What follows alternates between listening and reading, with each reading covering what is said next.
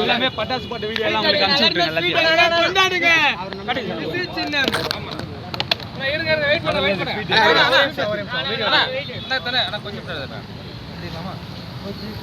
நமது சின்னம் மைக் மட்டும் கொஞ்சம் எடுத்து தெளிவா நமது சின்னம் நமது சின்னம் நமது சின்னம் நமது சின்னம் நமது சின்னம் நமது சின்னம் நமது சின்னம் முதல்ல எடுத்துங்க அப்புறமா எடுப்போம் வாங்க.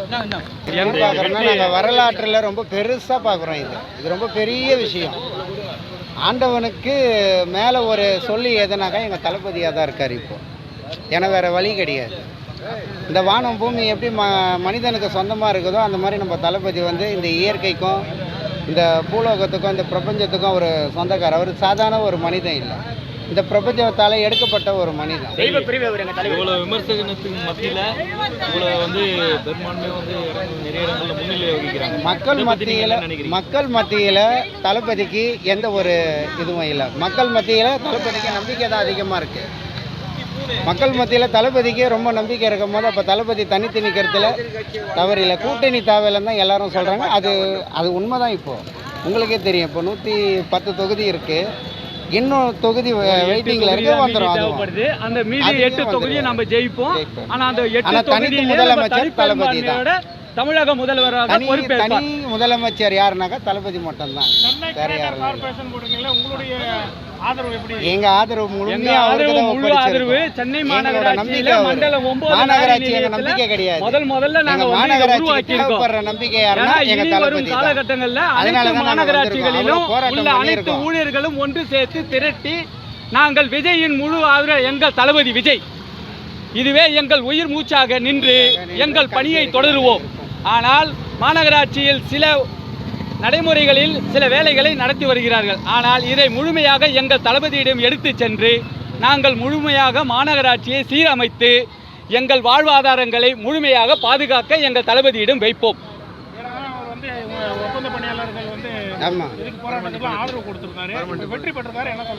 நிச்சயமா அந்த வெற்றிக்கு ஏற்ற பலன்னு நாங்கள் மாநகராட்சியில் அடையாத இருக்க மாட்டோம். அவரோட வெற்றி எங்களோட வெற்றி.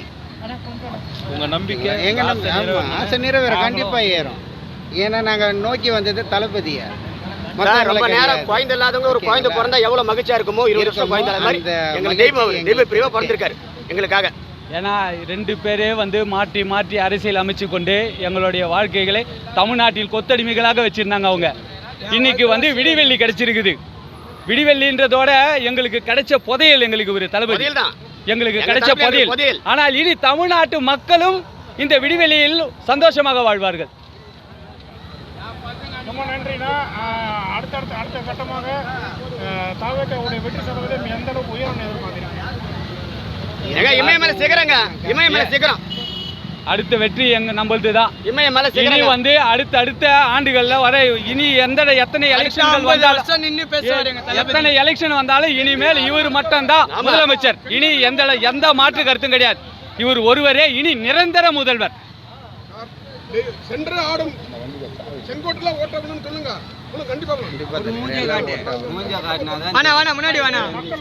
பெரிய ஒரு எதிர்பார்ப்பான ஒரு நேரம் இது. வரலாற்று பதிவு 60 ஆண்டுகளுக்கு பிறகு ஏற்பட்டிருக்கக்கூடிய ஒரு மாற்றம். இந்த மாற்றம் தமிழகத்தில் எப்படி ஒரு எதிர்பார்ப்பை 1977 திராவிட கழகத்திலிருந்து எம்ஜிஆர் எப்படி பிரிஞ்சு வந்து, ஆனால் அவராவது அரசியல் பிரவேசத்தில் நடந்திருந்தாரு. ஆனால் இவர் அரசியல் பிரவேசமே இல்லாமல் கடந்த 2 ஆண்டுகள் மட்டுமே இவர் வந்து இன்று இந்த அளவுக்கு மாபெரும் வெற்றி அடைஞ்சது எங்கள் தளபதிக்கு மிகப்பெரிய வெற்றி. ஆனால் இனி வந்து யாராலும் அசைக்க முடியாது. இவர் ஒருவரே நிரந்தர முதல்வர். ஆனால் இனி தமிழ்நாட்டு மக்களுக்கு விடிவெள்ளி கொடுக்க போகிறார். இது எங்கள் நம்பிக்கை. எங்கள் தளபதியே இதுவே நடக்கும். ஆனால் இனி வந்து அரசியல் கட்சி துவங்கும் போதிலிருந்து மாநாடு நடத்துறதுலேருந்து பிரச்சாரம் போகிறது, மக்கள் சந்திப்பு, நிறைய கட்டுப்பாடுகள் நிறைய எல்லாத்தையும் உடைச்சு இன்னைக்கு வந்து ஒரு பெரிய ஒரு மக்கள் சக்தியாக மாறி இருக்காரு. அதுல இருந்த ஸ்ட்ரகிள்ஸ் எல்லாம் எப்படி பாக்குறீங்க? இப்போ அந்த நேரம் அதாவது ஒரு நிமிஷம், தர்மத்தை வந்து கடவுளால் வெல்ல முடியாது. என் தலைவனை இந்த நாட்டில் யாரும் வெல்ல முடியாது. அந்த மாதிரி தளபதி ஓகேங்களா. அதனால் அவர் மேலே வைக்கிற விமர்சனம் இதெல்லாம் சும்மா. இப்போ எனக்கு நீங்கள் ஆவாத போனாக்கா உங்கள் மேலே நான் விமர்சனம் தான் வைப்பேன். அதை கண்டு இந்த உலகம் வந்து பார்க்கக்கூடாது. மக்களுக்காக வராரா? அவர் மக்கள் தலைவர். சுயநலத்துக்காக வந்தாக்கா அவர் தலைவர் கிடையாது. பொது நலத்துக்காக வந்தவரை ஒரு பொது தலைவராக தான் நம்ம பார்க்க முடியும். மற்ற கட்டுப்பாடுகள் அத்தனை தடைகளையும் தகர்த்தெறிந்து தமிழகத்தை மீட்டெடுத்த எங்கள் தளபதி இனி யாராலும் அவரை ஒன்றும் செய்ய முடியாது. எங்கள் தளபதி மட்டுமே இனி தமிழகத்தை ஆளும் முதல்வர், நாளைய பிரதமர், நாளைய ஜனாதிபதி. எங்கள் தளபதிக்கு இனி ஈடு இணையே இல்லை.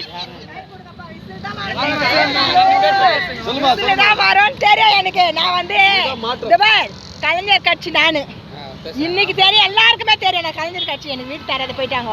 ஒரு வீடை வரல. என் புள்ள சொல்லிச்சு, அம்மா ஃபர்ஸ்ட் சூரியன் இருக்கு போடாத, விசிலுக்கு போடு. நாலாவது சந்தோஷம் பயங்கர சந்தோஷம். செய்யணும் என்னப்பா, ஸ்டாலின் கட்சியில ஏமாத்தின மாதிரி இதுல ஏமாத்த எங்க அம்மா பாரு சூர்யா கட்சி இன்னைக்கு இந்த நிலைமையில ஆக்கிட்டாங்க. ஆனா நாங்க வந்து கேட்ட விதிவெளி மாற்றம் எல்லாமே இந்த ஆட்சியில நடக்கும். அவர்தான் பிரதமர், லாஸ்ட் வரைக்கும் அவர்தான் பிரதமர். நீ கவலைப்படாதீங்க. ஐயோ அந்த குழந்தை நாங்களாம் அது அழுதுச்சு. என்னன்னு சொல்லிச்சு, அம்மாவா தம்பியா தங்கச்சா எல்லாருக்கும் ஓட்டு போடுச்சு பாரு. அதுல நாங்க கண்ணீரே இட்டுட்டேன். நான் என்ன வேணா நினைச்சுக்கேன், நான் அழுதுட்டேன். என் புள்ள மாதிரி நாங்க எல்லாம் 15 ஓட்டு நாங்க அதுக்கு தான் போட்டோம். என் மருமக ஆடுவாங்க. இப்போ அவ குடும்பமே இது விசில் தான். இந்த வாட்டி எலெக்ஷன் எப்படி இருக்கு பாத்தீங்களா? எல்லா மக்கள், எல்லா இளைஞர்கள் எல்லாருமே வந்து இப்ப சிந்திக்க ஆரம்பிச்சுட்டாங்க. யாரும் சிந்திக்காம இல்ல, சிந்திக்க மாற்றம் ஒண்ணுதான் விடியலுக்கு ஆட்சி. எல்லாம் திமுக தான். எல்லாமே வந்து போட்டது வந்து இது பிகிலுக்கு தான். நானே அதிமுக அதுதான் எல்லாரும் மாற்றம் ஒன்று, மாற்றத்துக்கு தான் இது. நானே ஓப்பனாக விடுறேன், நான் தான் போட்டேன் எல்லாமே. என் வீட்டில் எவ்வளோமா 45 ஓட்டு, 45 ஓட்டு எல்லாமே அங்கே போட்டாங்க. எல்லாருமே நாங்கள் டிஸ்ட்ரிக்டுக்கு தான் போட்டோம், டிஸ்ட்ரிக்டுக்கு தான் போட்டோம். அதான் காசு கொடுத்தானுங்க, பொய் சொல்லல. அதெல்லாம் எடுத்துட்டு நாங்கள் போட்டு டிஸ்ட்ரிக்டுக்கு தான் போட்டோம். ஏன்னாக்கா மாற்ற வரணும். இது 2 பேரும் இப்படியா ஏமாற்றி இது பண்ணுவாங்க. அதில் தான் எல்லாமே இது பண்ணும், எல்லாமே இது பண்ணும்.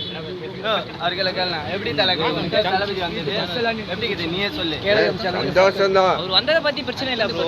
யார் ஜெயிச்சாலும் சரிதான். நாட்டில் இருக்கிற கடைகோடி தொண்டனுக்கும் எல்லாம் கிடைக்கணும். மருத்துவம், கல்லூரி அது ரெண்டும் எல்லாருக்கும் கிடைக்கணும். கடைகோடி தொண்டனுக்கு கூட உலகத்தர மருத்துவம் கிடைக்கணும். கல்வி கடைகோடி தொண்டரோட அவரோட வாரிசு எல்லாருக்குமே கல்வின்றது போய் சேரணும். மருத்துவன்றது எல்லாருக்கும் கிடைக்கணும் பொதுவாக. அது எல்லாருக்குமே நாட்டு மக்கள் எல்லாருக்குமே தெரியும். அது எப்படி இப்போ எந்த நிலைமையில இருக்குன்னு உங்களுக்கு எல்லாருக்கும் தெரியும். அது எப்படின்ட்டு இந்த ஆட்சியில் மாறினா நல்லாயிருக்கும். அவர் வந்தால் செய்வணும்னு நினைக்கிறோம், செய்வார். உலகத்தரம் கல்வி மருத்துவம் இது 2 போதும்னா மற்றபடி எல்லாமே கூட இருக்கட்டும், எல்லாமே ஓகே. அது 2ம் உலக தரத்தில் தான் நமக்கு கிடைக்கணும். அண்ணனால சரி, இப்போ சட்டம் ஒழுங்கு வந்து சீர்குலைத்து போச்சுன்னா அதை வந்து எல்லாமே தம்பி சொல்லிட்டு இருக்காங்க. ஓகே, இப்போ தளபதி வந்துட்டாரு, அவர் சட்டம் ஒழுங்கு எப்படி சரி செய்வார்ன்றது இளைய தலைமுறையாக இருக்கிற நீங்கள் என்ன அதை பற்றி நினைக்கிறீங்க? கண்டிப்பாக செய்வார்ண்ணா அண்ணன். எல்லாத்துக்கும் உண்டு, எல்லாத்துக்குமே பாதுகாப்பு. பிறப்புக்கும் எல்லா உயிருக்கும் சமம். அதனால ஒரு சொல்லு, இந்த ஒரு வாசகம் அது எவ்வளோ பெரிய இந்த பூமிக்குன்னு உங்களுக்கு தெரிஞ்சிருக்கலாம். பிறப்புக்கு உயிருக்கு எல்லாம் சமம்ன்றது எந்த அரசியல்வாதியும் இங்கே கொண்டு வரல. ஓகேங்களா, அது அப்படியே தளபதியை நம்ம வழிமுறையாக இப்போ எடுத்துகிட்டு வர போகிறாரு. பிறப்பு என்பது ஒரு காக்காவாக இருந்தாலும் ஒரு உயிராக இருந்தாலும் அது நம்மளோட உயிர், இவ்வளோதான். ஓகேங்களா, அது மாபெரும் சொல்லு. அது அந்த சொல்லை வச்சு தான் நம்ம தலைவர் வராரு. அதனால் மாபெரும் வெற்றி தான், நம்ம தலைவர் தான். இதில் மாற்றம் ஒன்றுமே கிடையாது, மாற்று கருத்து இதில் கிடையாது. ஓகேங்களா, வெற்றி நிச்சயம் என்பது போல் நம்மளுக்கு எப்பவுமே வெற்றி கிடச்சிச்சு. வெற்றி கிடச்சி 3 வருஷத்துக்கு மேலே ஆகுது. காவல்துறையில் ஊர்காவல் படை எனும் தனி ஒரு தொழிலாளிகள் உள்ளனர். அவர்களுக்கும் நமது தளபதி அவர்கள் இதை வந்து முன்னின்று அவர்களுக்கு தக்க நடவடிக்கை எடுத்து அவர்களுக்கும் வந்து பணியில் வந்து அனைத்து ஒரு உரிமைகளையும் அவர்களுக்கும் வழங்க வேண்டும். நம்ம தளபதி அவர்கள் பணி நிரந்தரம் செய்ய வேண்டும். அதே மாதிரி மாநகராட்சியில் தற்காலிக தொழிலாளிகள் பல துறையில் வந்து தனியாரிடம் ஒப்படைக்கப்பட்டுள்ளது. அதில் வந்து கொத்தடிமைகளாக எங்கள் ஊழியர்கள் வாழ்ந்து கொண்டிருக்கார். மலேரியா துறை, ஓட்டுநர் துறை, துப்புரவுத்துறை, இது போன்ற பல துறைகளில் எங்கள் தொழிலாளிகள் வந்து பணிபுரிந்து கொண்டிருக்கார்கள். அதில் வந்து அதுவும் குறிப்பாக மலேரியா துறையில் பணிபுரிவர்கள் அந்த மருந்துகளை எடுத்துக்கொண்டு அவர்கள் செல்லும் பொழுது அவர்களுக்கு எந்த பாதுகாப்புமே இல்லை. ஆனால் அவர்களை உயிரை வந்து பணயம் வைத்து அந்த தொழிலாளிகள் செய்கிறார்கள். ஆனால் அவர்களுக்கு நிரந்தர பணி இல்லை. ஆனால் அவர்களுக்கு எல்லாம் தனியாரிடம் ஒப்படைக்கப்பட்டுள்ளது. ஆனால் இதை நம் தளபதி அவர்களை எல்லாம் எடுத்து வந்து சென்னை மாநகராட்சியிலே அவர்களை நிரந்தர தொழிலாளிகளாக மாற்றி தந்து அவர்களையும் எங்களை போல நிரந்தர தொழிலாளிகளாக வாழ வைத்து தருமாறு தளபதி அவர்களை தாழ்மையுடன் தரம் கலந்து கேட்டு வேண்டிக் கொள்கிறேன். 13 வருஷம் நம்ம தனியாரில் இருக்கோம். அதாவது மலேரியாவில் தனியார் துறையில் உள்ள போயிடலாம் எல்லாம்.